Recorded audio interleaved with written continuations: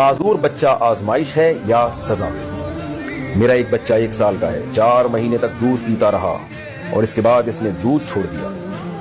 اس کا C T scan وغیرہ کروایا تو ڈاکٹروں نے کہا کہ اس کو برین کا ایشو ہے۔ اب وہ جو اس طرح کے معذور بچے ہوتے ہیں، یہ اللہ تعالیٰ کی طرف سے آزمائش ہوتی ہے یا ماں باپ کے کرتوت ہوتے ہیں جو ان کے آگے آتے ہیں؟ سہرش لاہور سے۔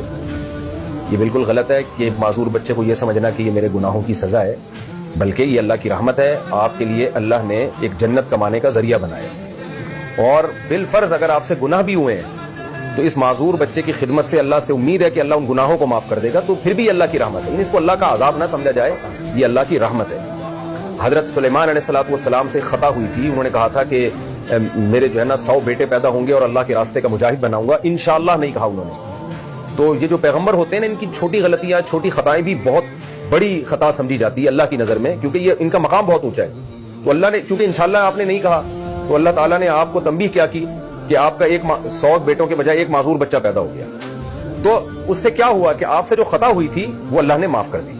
تو اب اس کو بھی ہم اللہ کا عذاب نہیں کہیں گے بھائی، وہ حضرت سلیمان علیہ السلام سے ایک چھوٹی سی خطا ہوئی تھی، اس کا ازالہ ہو گیا اس سے، اور سلیمان علیہ السلام کو اپنی غلطی کا احساس ہوا، جس سے ان کا اللہ سے قرب اور زیادہ بڑھ گیا۔